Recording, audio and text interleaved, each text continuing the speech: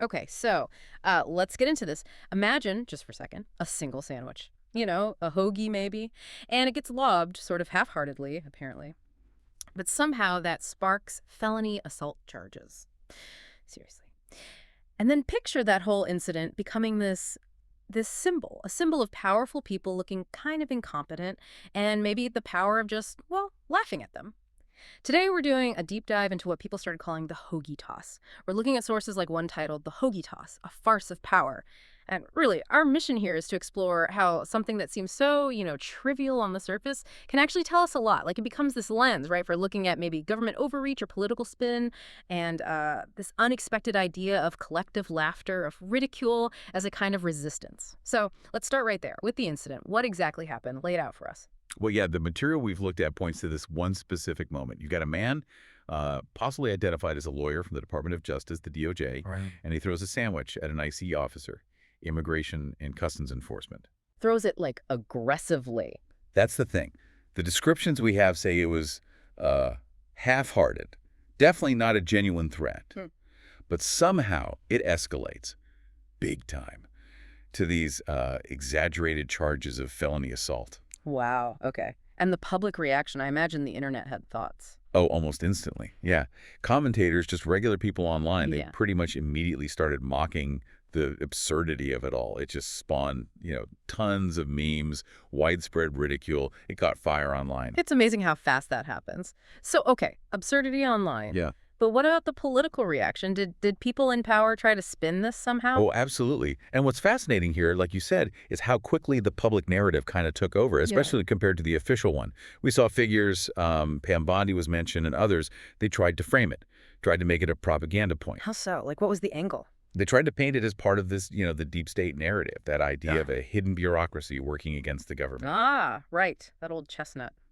Did it work? Not really. It seems like it backfired pretty dramatically. Yeah. Our sources suggest that even many conservatives found the whole official response kind of laughable. Huh. Interesting. Yeah, and the online reactions. They just weren't buying the deep state angle. They overwhelmingly focused on what they saw as hypocrisy. Why prioritize going after a sandwich thrower so hard, while much more serious things, like the Epstein-related abuse cases, for instance, seemed to get less focus or accountability. Right. That comparison kept coming up. Exactly. It really showed this huge disconnect between the official narrative and, well, where the public's head was at. So this whole Hoagie Toss thing, it really acted like a magnifying glass, didn't it? What kind of bigger truths did the sources suggest it sort of revealed about how we see power and the people who have it? It definitely did. Yeah. A magnifying glass is a good way to put it.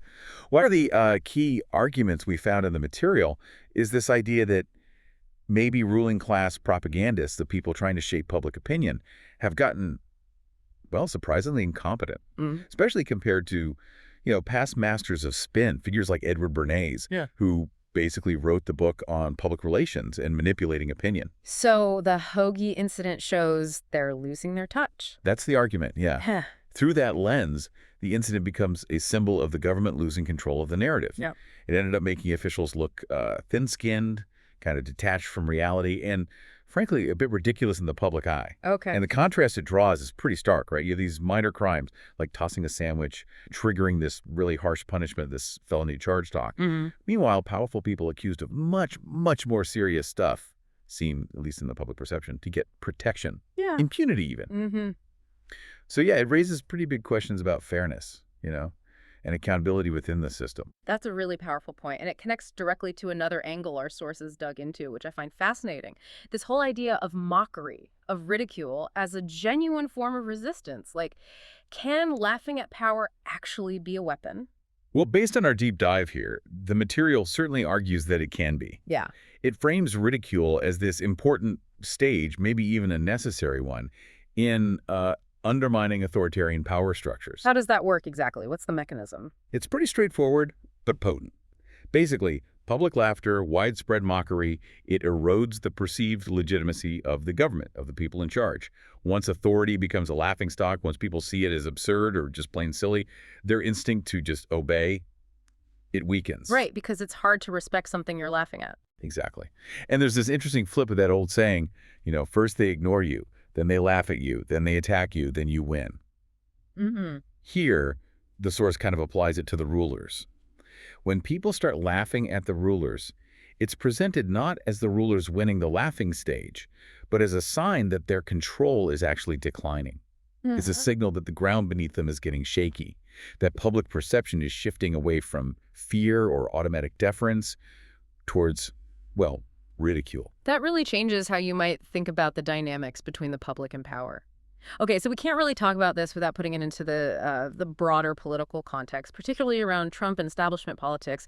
How did the sources connect this specific sandwich incident to that bigger landscape? Right. The material definitely goes there. It portrays Trump in a specific way, using the term controlled opposition. Meaning what exactly in this context? The idea presented is that figures like Trump, while they look like they're challenging the system, actually end up, maybe unintentionally or not, serving to protect the core power structures, including, the sources argue, protecting elites, even alleged predators within those structures. Okay, so it's suggesting a kind of performance of opposition. Kind of, yeah.